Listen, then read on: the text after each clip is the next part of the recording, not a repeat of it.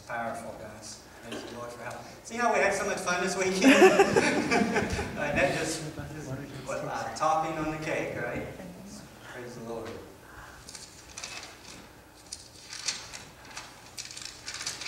But of course, what we're talking about now is not really a funny topic. It's good that they were able to use. Can we have the lights back on, Josh, if you don't mind, please? Hey, Josh, could you get the lights on, please? I don't want anybody falling asleep. Praise the Lord. You and I have an enemy, don't we? Yes, we do. An enemy that was, as Ben sang so wonderfully, hates us. He hates our God.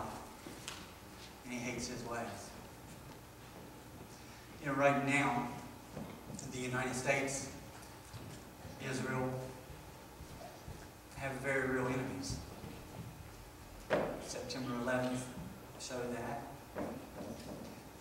Just last weekend, in Jerusalem, the seminary. People who hate Christians. They hate our country for what it stands for. We call them terrorists. If you remember, it wasn't long after September 11th, that the government set out, set up websites telling people how to prepare for a terrorist attack, what you need to have at your house to be ready, supplies and things like that. Why? Because we have people who don't like us and don't like our ways.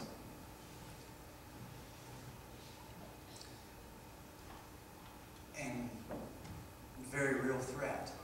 It's a very real threat. It doesn't matter where you stand politically on it. It's a very real threat. But we have an enemy who hates us far worse than any Muslim terrorist does. We have somebody who does not want to see you and I walking with God.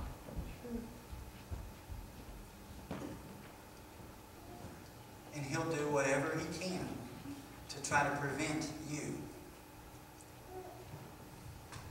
And you. He'll do whatever he can to try to prevent you and you from wholeheartedly serving God. As Martin Luther wrote, I believe we sung it last week, his craft and power are great, and armed with cruel hate. That's your enemy. It's my enemy.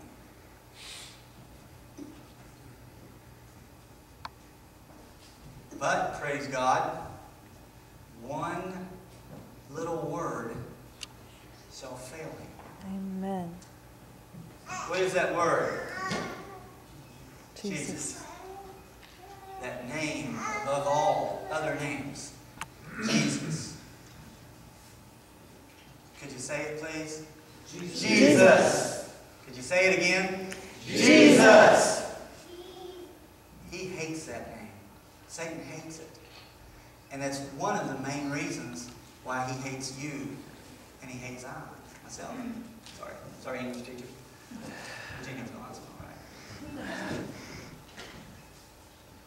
One of the reasons why Satan hates us so much is because he sees God's own image in us.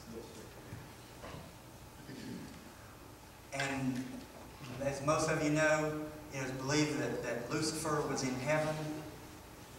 He was in charge of music in heaven.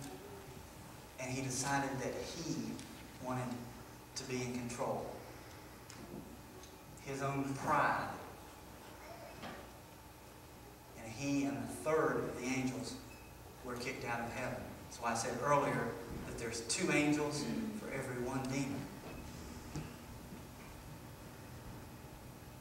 And we have to be aware, as Paul said, that our adversary, or our enemy, the devil, goes about as a roaring lion, seeking whom he may devour.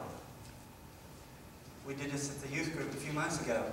Imagine if there was a real lion loose in this sanctuary. Yeah. What would you do? There he goes. Don't show him how big he is. Show him how big his lion is. Right? What would you do, honestly? A loose lion in here. Just sit there, wouldn't you? I'm out of there. Yeah. And that would be a smart thing to do.